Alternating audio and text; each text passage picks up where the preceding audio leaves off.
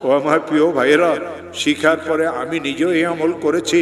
এই কোরআনে করিমকে মাথায় নিয়ে বলি, এই কোরআনে করিমকে মাথায় নিয়ে বলি, এই কোরআনে করিমকে মাথায় নিয়ে বলি, এই কোরআনে করিমকে খুলিয়ে কলিজার সাথে মিলেই বলি, আমার মাওলার নামে কসম করিয়ে বলি, যতবার আমি এই আমল করেছি নিজের জন্য, বিপদগ্রস্ত আত্মীয় স্বজনের জন্য, খোদার কসম প্রত্যেকবার আল্লাহ আমাকে এর ফলাফল হাতে হাতে দিয়েছে। পাক ভারত উপমহাদেশে একজন বহুত বড় আলিম আসছিলেন, হযরত মুজাদ্দিদ আলফে সানি শেখ আহমদ সরহান্দি তার নাম ছিল। তিনি তার কিতাবে আমল শিখাইছেন, কোন মুসলমান যদি ঋণগ্রস্ত হয়, এত ঋণ হয়ে গেছে, আদায়ের কোনো ব্যবস্থা নাই, খেতে ফসল হয় না, দোকানটা অচল হয়ে গেছে, ছেলেটা বিদেশে গিয়ে ফাঁসিয়ে গেছে, থাকতেও পারে না, আসতেও পারে না, 2-3টা মেয়ে ঘরে উপযুক্ত, কারো বিবাহ হয় না, একটা মেয়েকে বিবাহ দিয়েছিল, তালাক নিয়ে মেয়েটা ঘরে চলে আসছে, ছেলেটা খারাপ ছেলেদের সাথে মিশিয়ে মদ জুয়ার অভ্যস্ত হয়ে গেছে। এই লোকটার পেরেশানির কোনো শেষ নাই, অনেক মামলা মোকদ্দমা তো সে ফাঁসিয়ে গেছে। হযরত মুজাদ্দিদ আলফে সানি বলেন, কঠিন থেকে কঠিন বিপদগ্রস্ত মুসলমান যদি ইশারের নামাজের পরে তাসবিহ হাতে নিয়ে যেই দরুদ শরীফ পড়তে জানে, 100 বার দরুদ শরীফ পড়বে।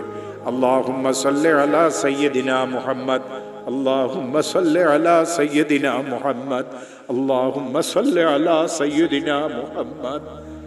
আর 499 বার পড়বে লা হাওলা ওয়ালা কুওয়াতা ইল্লা বিল্লাহ। একবার পড়বে লা হাওলা ওয়ালা কুওয়াতা ইল্লা বিল্লাহিল আলিয়্যিল আযীম। আবার 100 বার দরুদ শরীফ পড়বে, হাত পাতিয়ে বলবে, আল্লাহ আমি তো মামলা মোকদ্দমায় ফেঁসে গেছি। হাত পাতিয়ে বলবে, আল্লাহ আমার মেয়েগুলির তো বিবাহ হচ্ছে না। হাত পাতিয়ে বলবে, আল্লাহ আমার একটা মেয়ে তালাক নিয়ে ঘরে চলে এসেছে। হাত পাতিয়ে বলবে, আল্লাহ আমি মামলা মোকদ্দমাতে ফাঁসিয়ে গেছি। হাত পাতিয়ে বলবে, আল্লাহ আমার খেতে ফসল হয় না। হাত পাতিয়ে বলবে, আল্লাহ আমার ব্যবসাটা অচল হয়ে গেছে। হাত পাতিয়ে বলবে, আল্লাহ আমি সন্ত্রাসীদের দ্বারা কবলিত। হাত পাতিয়ে বলবে, আল্লাহ আমার ছেলেটা তো বিদেশে গিয়ে ফাঁসিয়ে গেছে। হাত পাতিয়ে দিয়ে বলবে, আল্লাহ আমার আরেকটা ছেলে তো অনেক খারাপ হয়ে গেছে, আমাকে মারধরও করতে চায়। মাওলা তুমি আমাকে বিপদ থেকে মুক্ত করে দাও।